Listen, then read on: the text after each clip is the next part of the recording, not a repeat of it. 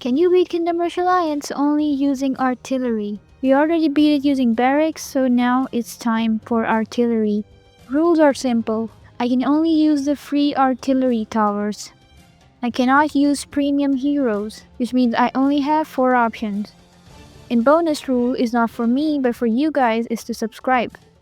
Alright, let's begin. Level 1 is the tutorial where they make you build archers and barracks. Stop. So let's just skip this, it's pretty easy. Advancing towards level 2, Valentia Electron Pay Repulsion now has a friend. So we can use 2 artillery towers throughout this playthrough, the Tricanon and the Dwarven Flamespitter.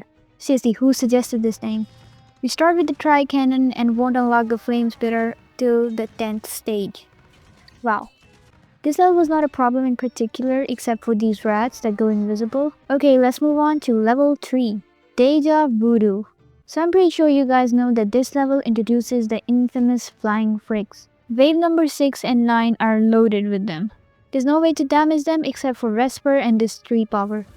And I will be very honest with you, this level makes me hit Vesper in the face with a chair. My guy can't even kill a single bird all by himself. So yeah, this level took a while. And after a lot of losing, we finally made it through. After unlocking Groot, we make our way to the Emerald Treetops. This level also has flying enemies, but hey, we now have reinforcements who can shoot arrows. How does that feel, idiots? When I was doing the barracks only, my hatred for these enemies with staffs that damage your units from a distance increased exponentially. And now that I'm doing artillery only, well, nothing has changed. They are still as equally annoying as before. Moving on to the next level. So now that we have 5 Kingdom Rush games, I want you guys to rank all the games in the comments.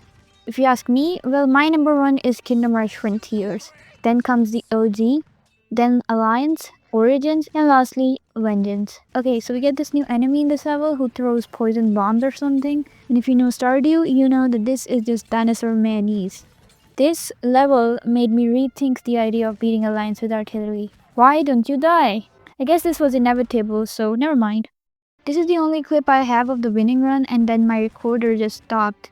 Moving on to our first boss level. I feel like this was the best hero placement I could have come up with, because boy it's satisfying to see them just slice away every enemy unit.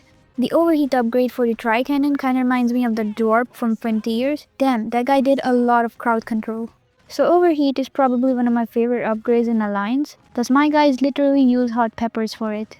Oh, is that a Hollow Knight reference? How did I never saw this before? Okay, I kinda lost him on my first try, which is kinda embarrassing. And even after analyzing the footage for quite some time, I have no idea what did I do wrong. Maybe my towers didn't deal that much damage or something. So yeah, let's just do this again. And this time, I toasted him. It was somewhat of a near fall, but who cares, we beat him.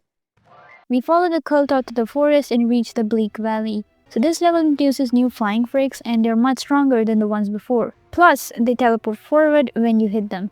Although this level became a lot more painful after the 10th wave, but still, we emerged victorious.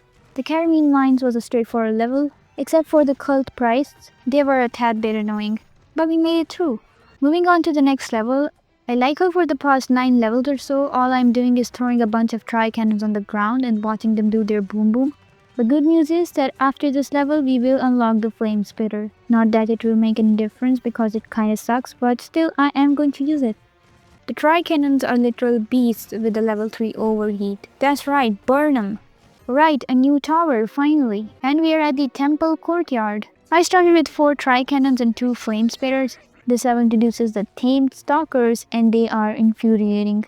You get 2 abilities for the Flamespitter, the first one being the Blazing Trail, which is the better one in my opinion. It basically throws a ball of fire.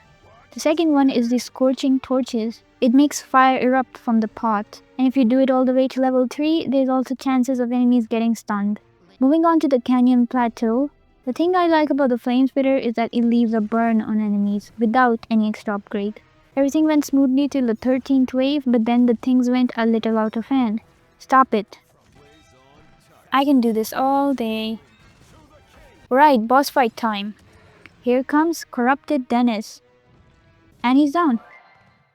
It was a lot more easier to beat him with artillery than with barracks. After rescuing Denas, we advanced towards the portal and entered the unknown dimension. I started with 2 Flamespitter out front and 2 Tricannons at the back. Now if you're like me, you might have thought that the lesser eyes could be damaged by Flamespitters, but guess what? You're wrong, as I was. Because the game considers them to be a flying unit. Fantastic. Fast forward to the 12th wave, it drove me insane. These bats are practically unkillable in big numbers because artillery cannot damage them, and they stun melee units. How am I supposed to damage them, Ironhide? Come on. Eventually we made it through with 7 lives at hand. Okay, bad news. The footage got corrupted for the next level. I tried to restore it, but it didn't work. Nothing too interesting happened in that level anyway, so yeah. So let's just jump on to the Corruption Valley. Talk about PTSD. So the highlight of this level is the behemoths. These Squidwards, aka the Glairlings, spawn behemoths when they take a plunge in the corrupted bot. With barracks, it was very difficult to prevent them from doing so, but with artillery, they get blown up. Idiots. The thing I found super useful was to take down the vile spawner by using Vesper as soon as it shows up, cause otherwise it will spawn 100 lesser eyes, which can easily make me lose my mind. Not that I've already lost it by doing these challenges, so yeah. The final wave consisted of a lot of chaos. I blocked the majority of the Glairlings and the pink flying guys by using Groot and the reinforcements. One pink guy got away and was influenced by the glare and became this big flying enemy unit, which cost me 2 lives by the way. But the good thing was that even in the final wave, no behemoths spawned. Poor guy, he's just stuck like this forever. Remember what I said about the wild spawner a while back?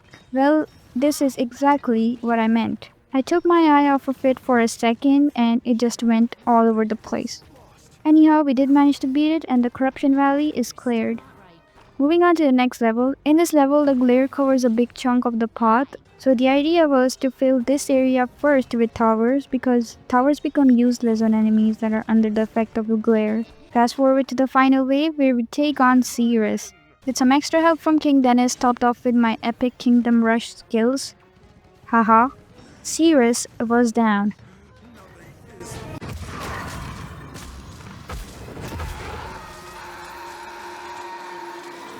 But hey, we still have to beat the Overseer.